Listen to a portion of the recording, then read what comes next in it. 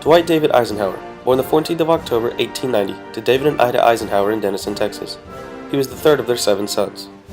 Dwight attended Abilene High School and enrolled in the United States Military Academy after high school. He married Mamie Geneva Dowd on July 1, 1916, while he was stationed in Texas. They had 2 children together. He served in the Panama Canal and Philippines in the 1920s and 30s, and graduated first in his class from the Command and General Staff College at Fort Leavenworth in 1926. He was promoted to Brigadier General in 1941.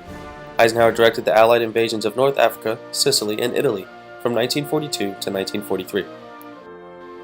In December 1943, President Franklin D. Roosevelt appointed him Supreme Commander, Supreme Headquarters Allied Expeditionary Force.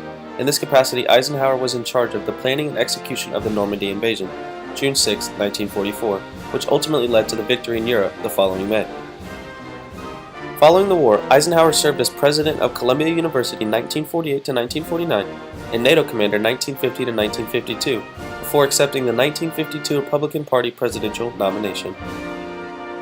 As a member of the Republican Party, Dwight Eisenhower, with Richard Nixon as his vice president, took office as the 34th President of the United States on January 20, 1953, at the age of 62 after winning 442 of the electoral votes in the election of 1952.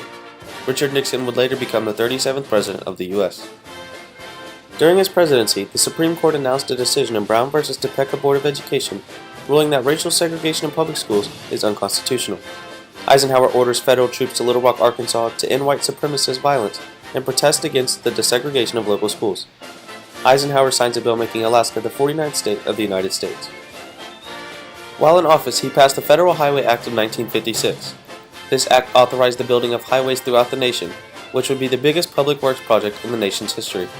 Popularly known as the National Interstate and Defense Highways Act of 1956, the Federal Aid Highway Act of 1956 established an interstate highway system in the United States. In 1957, President Eisenhower sent Congress a proposal for civil rights legislation. The result was the Civil Rights Act of 1957, the first civil rights legislation since Reconstruction. The new act established a civil rights section of the Justice Department and empowered federal prosecutors to obtain court injunctions against interference with the right to vote. It also established a federal civil rights commission with authority to investigate discriminatory conditions and recommend corrective measures.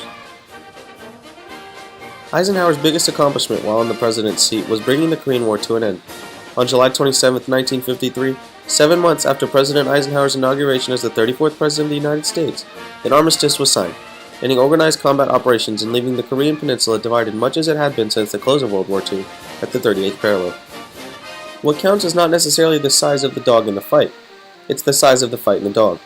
A famous quote from Eisenhower that is still used to this day, meaning that it does not matter the size of one's opponent, only the size of the fight in the individual. This world in arms is not spending money alone. It is spending the sweat of its laborers, the genius of its scientists, the hopes of its children. The cost of one modern heavy bomber is this: a modern brick school in more than 30 cities. It is 2 electric power plants, each serving a town of 60,000 population. It is 2 fine, fully equipped hospitals. It is some 50 miles of concrete pavement. We pay for a single fighter with 500,000 bushels of wheat.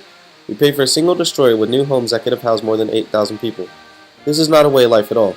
In any true sense, under the cloud of threatening war, it is humanity hanging from a cross of iron. Eisenhower is sharing the facts backing up his idea that money spent on weapons and defense could be put towards bettering humanity. After the end of his second term in 1961, Eisenhower didn't retire and enjoy life with his family as most presidents do. He was reactivated as a 5-star Army general. He was the only other president besides George Washington to return to service after his presidency. He also stayed close to the White House and helped mentor Kennedy and Johnson in handling international issues during their presidencies. President Eisenhower passed away on March 28, 1969, from heart failure after being hospitalized for the previous year due to the same heart difficulties. Dwight D. Eisenhower Presidential Library and Museum opened in 1958 in Abilene, Kansas. His birth name was David, after his father, but his mother did not want the confusion of having 2 Davids in the same house, or people calling him a junior because he and his father had different middle names. So she replaced his first name as Dwight and made David his middle name.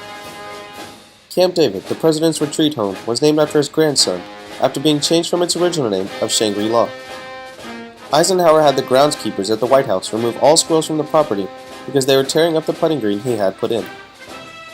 Eisenhower was the first U.S. president to ever take a ride in a helicopter. While a general, he was offered a journalist's job and 3 times his pay to be a military correspondent for the newspaper.